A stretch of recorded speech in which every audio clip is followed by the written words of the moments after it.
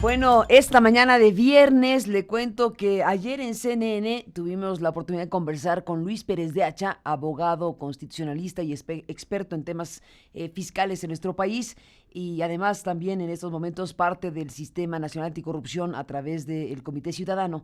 Y bueno, pues se nos acabó el tiempo, como suele pasar en CNN con un programa que, bueno, pues tiene una duración limitada. Y bueno, pues la invitación que le hicimos ayer a Luis tenía que ver con revisar lo que él impulsó junto con Artículo 19, en aquel momento encabezado por Darío Ramírez. Y bueno, pues el tema se refiere a la declaración que hizo Angélica Rivera sobre la Casa Blanca.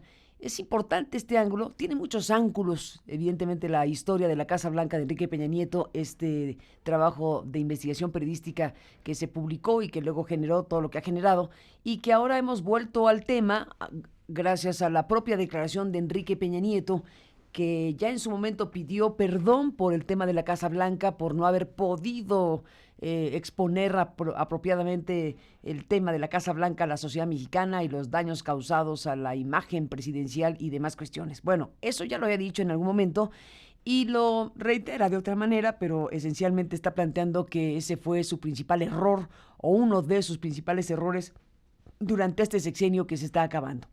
Cuando Peña Nieto dice lo que dice de la Casa Blanca, nos da pie para revisar efectivamente el contenido de los dichos de este hombre que pues ha encabezado la presidencia todo este tiempo y que, bueno, pues al final no ha podido explicar con claridad y con elementos consistentes desde nuestro punto de vista, por qué esa casa multimillonaria pues estuvo en posesión del presidente y su familia, en algo que, bueno, pues se ha querido pasar como la compra de una casa en condiciones que explicó Angélica Rivera en su momento y que lo expuso ante la opinión pública. Le creemos o no a Angélica Rivera, cada quien que tome su partido. A mí me parece que hay muchas inconsistencias en esa versión de cómo es que se hicieron de esa Casa Blanca, pero en fin, es parte precisamente de lo que queda en este expediente abierto, porque eso es la Casa Blanca, un expediente abierto que hay que seguir revisando porque es una marca de este sexenio, una marca muy grave de una circunstancia pues que conduce en el más elemental de los asuntos a un conflicto de interés, en el más elemental de los asuntos a un tema de conflicto de interés. Si alguien tuviera mayor pretensión sobre este tema en términos de investigación, bueno, podríamos encontrar probablemente cosas mayores que el conflicto de interés, que ya de suyo es importante. Pero en fin, buscamos a Luis como abogado porque en su momento, al presentar a Angélica Rivera la explicación de cómo es que se hizo de esa Casa Blanca, pues entre otras cosas puso a disposición de la sociedad mexicana papeles, documentos, hacendarios, y un experto como Luis Pérez de Hacha se preguntó, bueno, a ver qué tan consistente es lo que está exponiendo públicamente la esposa de Enrique Peña Nieto para justificar la existencia de la Casa Blanca. Y entonces, como experto y especialista que es, revisó el asunto, lo conversó en el foro de los abogados y bueno, pues concluyeron que efectivamente encontraban inconsistencias y decidió Luis con Darío Ramírez preguntarle formalmente al SAT, al Servicio de Administración Tributaria, y bueno, pues hicieron una argumentación de por qué querían que el SAT validara o no lo dicho por Angélica Rivera en el tema específicamente fiscal. Bueno, de eso hablamos ayer por la noche en CNN, pero como digo, se nos acabó el tiempo y le propuse a Luis retomar el hilo esta mañana porque el tema nos parece muy importante, porque no todo mundo, no cualquiera va, revisa algo y toma la decisión de presentar ante la autoridad precisamente este requerimiento. Así que Luis, nuevamente gracias, saludo, ahora sí que buenas noches ayer, buenos días hoy, saludos y gracias por estar aquí. Buenas, Carmen, buenos días. Aquí estamos a la orden para continuar con este tema. Pues eso, que me permitía hacer este preámbulo para poner el tema de nuevo. Te propongo que escuchemos un poco para recuperar lo que esta semana nos ha dado en términos de el asunto de la Casa Blanca, este fragmento de la entrevista de Televisa con el presidente Peña Nieto hablando de la Casa Blanca. Déjame regresar con esto y vuelvo contigo. ¿Cuál es el error más grande? No haber explicado, yo creo, con suficiencia los errores o señalamientos que hubo en distintos temas. Concretamente. El tema de la Casa Blanca, por ejemplo, es uno que a mí me queda muy marcado, porque creo que irónicamente, se dio en el 2014 este evento, un señalamiento, yo creo, con un soporte indebido. Abrimos la información. ¿Qué lamento de este tema? Primero, que no obstante la información pública, sobre la que no había ni obligación legal de hacerlo, pero que se compartió para esclarecer el tema, fue suficiente para quitar el estigma que se quedó en el gobierno, en el presidente de la República y en la credibilidad que tenía lo que estaba haciendo el gobierno. No obstante, la explicación tan abierta ¿cree que fue suficiente. Me lamenté haber involucrado a mi esposa en la explicación del tema. Si me dijeras, ¿lo hubiese vuelto a involucrar? No. Porque ella no correspondía. Ella no es funcionaria, no es servidora pública, ella tiene su propia trayectoria y la involucré porque era ella, de forma como matrimonio, que estábamos haciéndonos de una nueva casa. Me arrepentí de haber involucrado a mi esposa porque creo que ella también le dejó un mal sabor y un tema que ha sido difícil superar en todo este tiempo. Hoy, usted me diría, ¿sigue pensando que no hubo conflicto de interés? Sigo pensando que no hubo conflicto no de dije interés. delito, nada más, conflicto de interés. Sigo pensando, además, por una razón, Denise, porque el supuesto conflicto de interés que se suscitaba era sobre un proyecto, una obra que se iba a realizar y que nunca se realizó. Donde se genera el conflicto de interés en el proyecto del empresario que entonces nos estaba vendiendo la casa, de este grupo, era parte de un conjunto de empresas que se habían agrupado para hacer el tren interurbano México-Querétaro, proyecto que por razones del ajuste presupuestal que en su momento llevamos a cabo, no prosperó. ¿No prospera ese proyecto por la Casa Blanca o por el ajuste? Por el ajuste presupuestal. Por el ajuste. El conflicto de interés usted lo atribuye a que hubiera sido beneficiado el empresario con una obra pública dependiente de su gobierno. El simple hecho de que fuera y ya hubiera sido beneficiario de obras de cuando usted era gobernador, no lo hacía ya en sí mismo. ¿Es un conflicto? Me parece que es una presunción. No, nada más lo pregunto. Sí, no, está bien. Y yo creo que, me parece que es una presunción que no tiene sustento. Yo lo conozco como empresario y como ocurre con cualquier persona, conoce a mucha gente, a muchísima gente, y pues pareciera que entonces llegas a tal nivel y a tal grado en donde el presidente está tan acotado por un supuesto conflicto de interés de no poder hacer nada, porque con quien haga algo, a lo mejor el gobierno tiene algún contrato, que fue un tema que escaló a tal nivel, y yo ofrecí una disculpa pública, no tanto porque hubiese incurrido en una ilegalidad en lo actuado, sí por lo que había hecho en demérito y desgaste a la institución presidencial, sí por lo que le había dejado al gobierno federal en su actuación en términos de respaldo y en términos de credibilidad.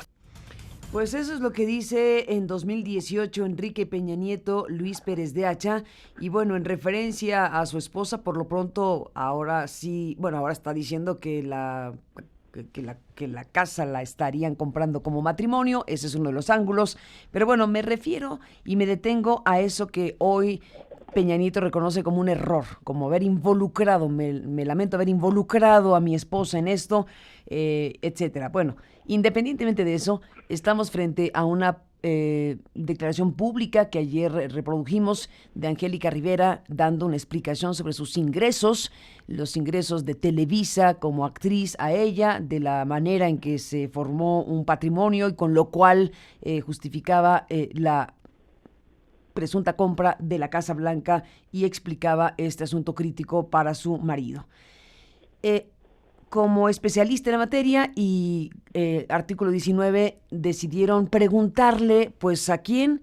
¿A qué ventanilla? Pues al SAT, porque si querían revisar si había consistencia en lo que estaba diciendo respecto al tema, pues fueron al SAT. Cuéntanos los detalles, Luis, de lo que hicieron y de qué le respondió el SAT en su momento. Sí, me gustaría hacer un par de puntualizaciones, Carmen. Primero, reconocemos que la señora tiene en su favor una presunción de inocencia. No, lo que nosotros emprendimos, Darío y tu servidor, no fue una cacería de brujas, no fue con la intención de inventar culpables, por un lado. Y por el otro, contrariamente a lo que señala el presidente Peña Nieto, y que en su momento, en 2014, también se señaló, la señora sí es servidora pública, tanto porque la Constitución lo señala expresamente, pero lo más importante porque hay un tratado internacional obligatorio para México que señala que las esposas, los hijos, los dependientes económicos de los servidores públicos, como el presidente, se consideran también como servidores públicos, aunque no reciban pago alguno de dinero proveniente del gobierno. Eso es muy importante. Estas dos premisas. ¿Qué hicimos nosotros? De las investigaciones que realizamos, documentales, a partir de lo que la señora manifestó por televisión y luego subió a su página de internet, pues aparecieron unas inconsistencias. La más clara de ellas es la siguiente. Ella, acuerdo celebrado con Televisa, recibiría la cantidad de 130 millones de pesos, de los cuales 42 fueron con una casa que se le pagó en Las Lomas de Chapultepec. Y la diferencia, pues, fue mediante una transferencia bancaria. Me quedo con el tema de la casa, que es en donde empiezan a brotar, a salir los focos rojos, las luces amarillas en este tema. Ella dice 42 millones de pesos la casa, para efectos de los impuestos federales, pero para efectos de los impuestos locales de la Ciudad de México, manifestó que la casa tenía un valor de 27 millones de pesos. Entonces, esa inconsistencia en uno u otro lado, una diferencia de 15 millones de pesos, que no es menor, yo puedo preguntar, bueno, entonces, ¿cuál es el dato real? ¿Cuál es el dato correcto del valor de la casa? Porque si hay ese diferencial de 15 millones de pesos, entonces hay una inconsistencia en la declaración de impuestos presentadas al SAT. Eso por un lado. Por el otro, la señora en abril, esta operación con Televisa se celebró, si mal no recuerdo, diciembre de 2010. Ella en su declaración de abril de 2011 no manifiesta los ingresos obtenidos de Televisa, que no eran ingresos menores. Cometió una falla grave en su declaración, en su primera declaración de abril de 2011. Pero aparentemente, a su decir, y después de que estalla el escándalo de la Casa Blanca, en abril de 2012 dice, yo ya pagué los impuestos correctamente por los 130 millones de pesos. Entonces, todas las piezas empezaban a moverse. Ella sube su declaración de impuestos al SAT, la sube a su página de internet. ¿Esto qué provoca? Que en su favor ya no opera el secreto fiscal. Si de por sí, por el hecho de ser funcionaria pública, servidora pública, ya el secreto fiscal se atenúa, se disminuye fuertemente, cuando ella sube su declaración de impuestos, si lo vemos del lado de ella, pues fue un error, porque definitivamente con eso anuló en su perjuicio el secreto fiscal. Entonces, nosotros dijimos, Darío Ramírez y yo dijimos, oye, pues ya está tan evidente aquí la información y hay inconsistencias muy profundas, pues vayamos al SAT a preguntarle simple y sencillamente si la información que ella subió a su página coincide con los datos que tiene el SAT en su base, en su sistema informático. Entonces fuimos y le preguntamos, oye SAT, ¿es cierto que se presentó la declaración en abril de 2011 Es cierto que se presentó la declaración de 2012, en abril de 2012. Es cierto que te declaró los impuestos correspondientes a 130 millones de pesos. Es cierto que te manifestó que la casa tenía un valor de 42 millones de pesos. Es cierto, es válido el sello digital, la constancia informática de computación que trae su declaración coincide con la que tienes tú en tu base de datos. Eran preguntas muy simples. Lo único que tenía que decir el SAT es si la tengo o no la tengo. Y la pregunta se la hicimos directamente al entonces jefe del SAT, fundamentado en la ley del SAT y en el Código Fiscal de la Federación. Eran preguntas simples y llanas que ameritaban la respuesta de sí o no por parte del SAT, ante tomando como base la información que el propio SAT tiene. Nadie más la tiene más que el SAT en México. Tiene la de 40 millones de mexicanos que somos contribuyentes, ¿no? ¿Y qué respondió el SAT? Que aquí el tema interesante es que pues la instancia que efectivamente está obligada a resguardar el secreto fiscal de las personas, pues en este caso ya no tenía ese impedimento porque la persona en cuestión que estaba exponiendo un asunto de interés público y de atención nacional, pues simplemente tendría que haber dicho sí o no a lo que tú dices. Las preguntas que ustedes hicieron eran específicas, pero cuéntanos qué contestó el SAT. ¿Quién firmó y quién contestó en el SAT? Perdón, Mira, ¿y qué contestó el SAT? Sí, las preguntas iban específicamente dirigidas al jefe del SAT. No iban dirigidas a otro funcionario de SADP. Y nos contestó una funcionaria de tercer nivel diciendo que ellos no estaban obligados a dar respuesta a nuestra petición porque la ley supuestamente no les permitía hacerlo, no les facultaba hacerlo. Esa primera señal nos llevó a agudizar, a incrementar nuestras sospechas por un razonamiento muy simple, Carlos. Si tiene la información el SAT y la información de la señora es válida, pues lo único que tenían que decir es sí, y el asunto se moría, ¿eh? Si nos decían sí es válida, ¿qué más podemos decir nosotros? ¿Qué argumentación en contra? ¿Qué pruebas en contra de la afirmación del SAT hubiésemos tenido? Pues ninguna. Pero al momento en que el SAT esquiva con una pésima respuesta, desde el punto de vista legal, pésima respuesta, diciendo, pues no te quiero contestar, es lo que nos dijo, ¿no? Entonces, bueno, no te dice de esa manera, bueno, se puede interpretar de esa manera, no te quiero contestar, pero lo que hace el SAT, aquí tenemos el oficio que te mandaron el SAT en este 22 de enero de 2015, dirigido a ti y a Ramírez y a Darío Ramírez.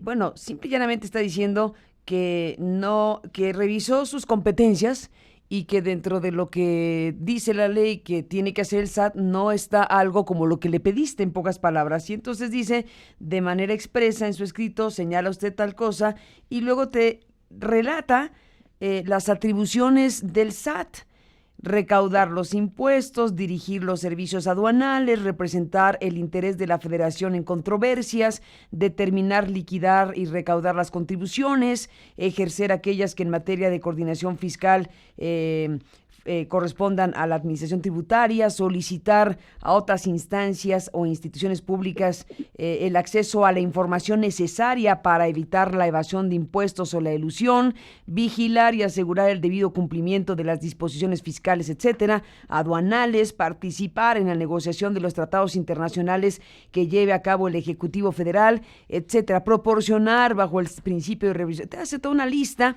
de las atribuciones del SAT para decirte que no encuentra que haya algún lugar en el SAT que diga que dentro de las atribuciones de esta institución está contestarle a unos ciudadanos que están preguntando si una información pública y publicada por parte de una ciudadana, que es Angélica Rivera, es cierta o no. Simplemente decían, eso que se puso a la consideración pública, queremos saber si el SAT lo valida. Y con tal de, bueno, simplemente no lo valida, diciendo que pues en sus atribuciones no está esa tarea. Pues fue un rollazo de distracción. Sí, de varias hojas ahí para decirte que pues no encuentra que tenga atribuciones para decirte si sí o no lo que dijo Angélica Rivera es cierto, para decirlo claro. Sí, nos quisieron atarantar ahí con ese tipo de respuestas. Mira, el oficio podría haber sido de 10 líneas diciendo si lo tenemos o no lo tenemos. Pero mira, ya jurídica, Carlos. Se cortó aquí, perdón un segundito, Luis, es que tenemos un problema aquí, se corta un fragmento tu frase. ¿Podrías repetir tu idea? Sí, mira, fue una argumentación distractiva muy larga, sin sentido. Todo se podía haber reducido en lugar de las 3, 4 hojas que tiene esa respuesta del SAT. Eran 5 líneas, hombre, las que se necesitaba, sí o no. Pero más allá de este tema... ¿Podemos recuperar? Carmen. Aquí, perdón un tantito, porque es que tenemos un problema con la señal y queremos recuperarte bien. Dame unos segunditos para recuperar bien tu señal y escucharte completo. Dame un segundo y seguimos escuchando a Luis Pérez de Hacha. Algo pasa aquí que se pierde por un momento, está de pronto intermitente estos últimos segundos y no se escuchó completo lo que estaba diciendo Luis Pérez de Hacha, pero ahora recuperamos la llamada de nuevo, la volvemos a formular y en un momento, bueno, pues retomamos el hilo con Luis Pérez de Hacha, que bueno, pues como ciudadano fue y dijo, bueno, vamos a ver si lo que a simple vista para nosotros como expertos fiscalistas nos parece inconsistente, fueron y preguntaron, oigan, ¿es cierto lo que dijo la primera dama? ¿Es verdad que esos documentos fiscales que mostró corresponden a los registros que tiene el SAT de sus ingresos, de sus pagos, de lo que puso a consideración del público mexicano, de la sociedad mexicana? Pues la respuesta del SAT es muy sugerente porque simple y llanamente en este rollazo de respuesta lo único que concluye es que pues no tiene posibilidad de contestar.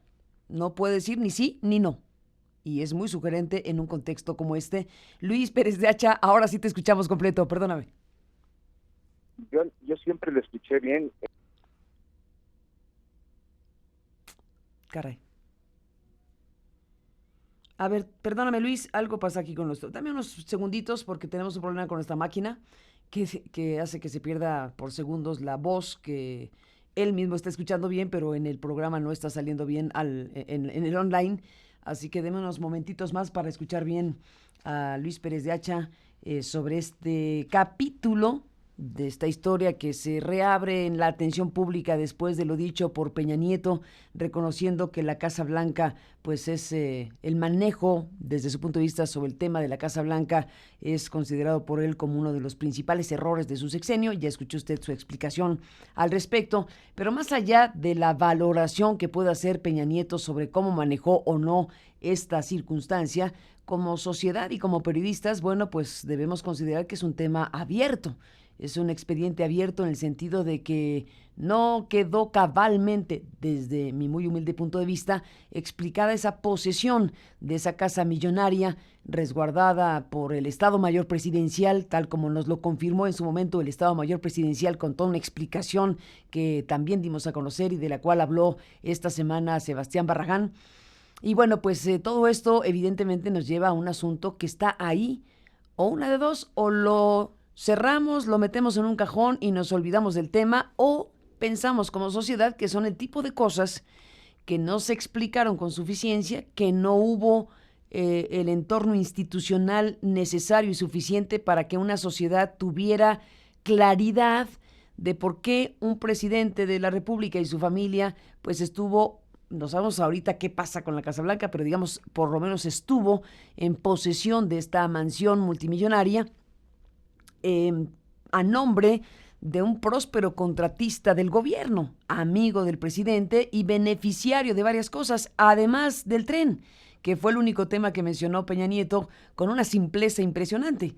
Peña Nieto diciendo que, bueno, si llegara a haber algún tipo de conflicto de interés, en todo caso era el del empresario que había ganado esa licitación millonaria del Tren México-Querétaro, pero que al ya no haber obra, pues ya no hay conflicto de interés, con una facilidad impresionante, pasmosa, diría yo. Luis, espero que ahora sí esté lista la llamada y te escuchemos con claridad. De acuerdo, muchas gracias, Carmen. Pues dime a partir de qué frase o qué Nos quieres quedamos en el punto detener. siguiente, no creas que se perdió mucho, nos quedamos en el punto donde quedamos con que que el Servicio de Administración Tributaria te contesta que pues no tiene atribuciones para contestar lo que le preguntas y no te dice ni sí ni no. Es válido lo que publicó Angélica Rivera en esa declaración pública. Hasta ahí te quedaste y lo que seguía en todo caso era qué otros recursos se presentaron o ahí quedó el asunto, buscaste un amparo, no lo buscaste, ¿en qué siguió la historia? En la medida que se acrecentó con esa respuesta esquiva del SAT, aumentó nuestra sospecha sobre el tema, porque ya nuestro siguiente razonamiento, nuestro siguiente entendimiento era que si el SAT no había respondido con un simple sí o un simple no a las preguntas que le hicimos, entonces nuestra inquietud se canalizó en el sentido de decir, pues el SAT no tiene la información y por lo tanto hay indicios más fuertes de que la declaración de impuestos que subió la señora fue una declaración hechiza, no fue una declaración de impuestos real que existiera en la base de datos del SAT. En esa medida dijimos, oye, pues ahora sí tenemos un caso mayor, más fuerte, más sólido. Fuimos al registro público de la propiedad, fuimos al registro público de notarías, a catastro y recabamos información adicional, documentos.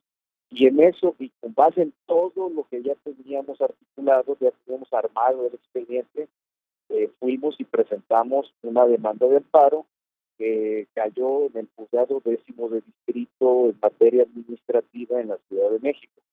Ahí el reto ya era más fuerte, el planteamiento constitucional en el amparo, debo reconocer que era intrépido, fue un movimiento inusual en amparo y se inició el juicio, el juez admitió la demanda, pero empezaron ya algunos tropiezos procesales en los que nos vimos involucrados, meramente legales. No recibimos presiones, eso debo reconocerlo, no recibimos amenazas tampoco, Carmen, no recibimos saboteos de ningún tipo, pero sí ya en la parte técnico-procesal nos dimos cuenta que el caso tendríamos que mejorarlo en una segunda vuelta.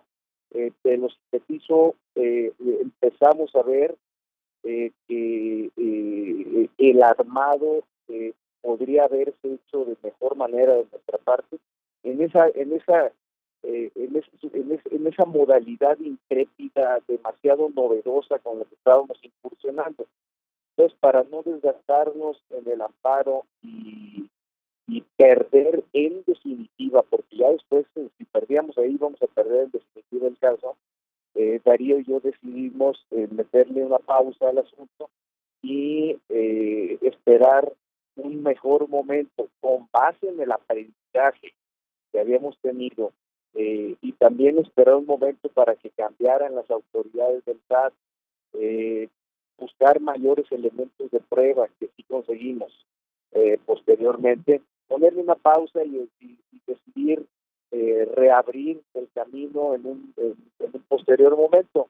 No llegó ese momento, pero justo como te comentaba ayer, hace unos 10, 12 días, en un encuentro social platiqué con Darío Ramírez y él me dijo, yo no fue iniciativa mía, me dijo, oye Luis, pues ahí tenemos ese caso, ¿por qué no lo reactivamos? Y pues órale Darío, perdón, órale Darío, pues tú dices cuándo le entramos y cómo le entramos y cómo quieras que hagamos la difusión del tema, ¿no? Entonces las pruebas existen, la experiencia la tenemos, las ganas también, ya conocemos el camino. El SAT no va a poder responder de una manera distinta a lo que ya nos contestó en enero de 2015. Entonces, pues ya Va a llevamos, contestar, perdón Luis, dices el SAT no va a poder contestarnos de manera distinta. pues tendría que, Será otro SAT, será otra dirección de SAT. sí, pues tendrá que responder si la tengo, y si responde de esa manera y no la tiene, incurre en una responsabilidad penal, penal tremenda, quien responda de esa manera, que diga sí la tengo y en verdad no la tiene, sería una respuesta tremenda. Y esa verificación la podríamos corroborar en un juicio de amparo, ante un juez de distrito o juez federal. No era el secreto fiscal, definitivamente. Entonces, si nos responden sí y no la tienen, pues malo. Y si nos responden que no la tienen la información, que es decir, que la información que ellos tienen no coincide con la declaración de la señora Angélica Rivera, pues entonces el caso ya se revienta por completo, porque en su caso, especulando, en su caso, el montaje televisivo que se hizo y la declaración que se subió a la página personal de la señora, se vendría abajo, ¿no? Entonces, el SAT, a partir de que contestó de la forma que lo hizo en enero de 2015, no puedes contestar de muchas maneras más, que hasta es un sí o un no. Entonces, la disyuntiva ya está planteada, ya existe. Contrariamente a lo que señala el presidente Peña Nieto, no quedó satisfecha la inquietud social desde el punto de vista jurídico, mucho menos, y por lo tanto ese tema está pendiente de ventilarse adecuadamente, de aclararse, sobre todo con base en los principios constitucionales de máxima transparencia que operan para los funcionarios públicos, el presidente y su esposa. Y ahora que el presidente dice que él debió de haberle atorado al tema, pues yo creo que con mayor claridad es necesaria una explicación satisfactoria, plena y con documentos totalmente abiertos, ya no escudándose en secreto bancario y secreto fiscal. Tenía que haber estado. Además, en esto hay otra variable, Carmen, muy delicada. Ni la señora, que según nuestra interpretación debió de haberlo hecho, no presentó su declaración patrimonial a la Secretaría de la Función Pública. Se puede discutir si sí o si no, pero lo cierto es que el presidente Peña Nieto tuvo que haber presentado en su declaración patrimonial la información de los 130 millones de pesos y de la casa de los 42 millones de pesos.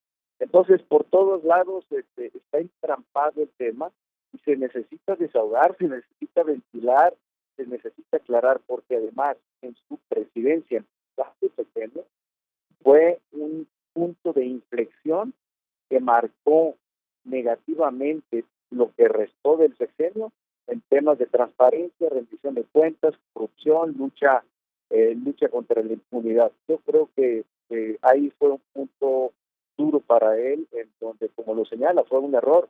Sí, pero fue un error porque no se satisfizo. No era tanto que si explicaba la señora o explicaba él, era que explicara a alguien satisfactoriamente el tema. Pues Luis Pérez de Hacha, me despido preguntándote si este tema, bueno, lo has hecho a título ciudadano junto con Darío Ramírez en su momento como artículo 19 y lo pueden seguir haciendo a título personal o ciudadano.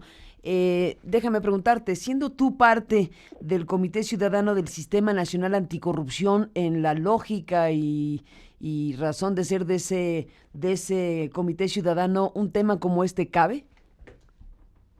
Fíjate que sí, aunque preferiría hacerlo a título personal.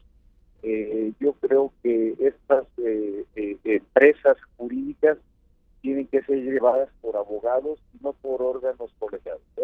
Entonces, hay mi ánimo de mejor continuar con mi línea de batalla en el tema de la corrupción y anticorrupción de la transparencia a título personal. Prefiero no llevar a otro escenario el tema, sobre todo cuando es un presidente que va saliendo, ¿no? Ahí yo emprendí la batalla en el segundo año de la presidencia de Peña Nieto y me gustaría concluir esa batalla de manera personal, de la mano con Darío Ramírez, por supuesto, que es aquí mi acompañante, ¿no? Pues Luis Pérez de Hacha, sigamos al habla. Gracias por contarnos ayer y hoy precisamente sobre este tema. Y bueno, pues vamos viendo qué pasa con este caso de la Casa Blanca de Peña Nieto y todo esto que está involucrando ahora también esta atención de lo que sucedió en su momento y de lo que están pensando hacer para retomar lo que quedó interrumpido por lo que acabas de explicar. Así que seguimos al habla, Luis. Gracias por tomar la comunicación, abogado, y buenos días. Estamos al habla y estoy a la orden. Gracias. Gracias, Luis Pérez de Hacha, con este tema. Bueno.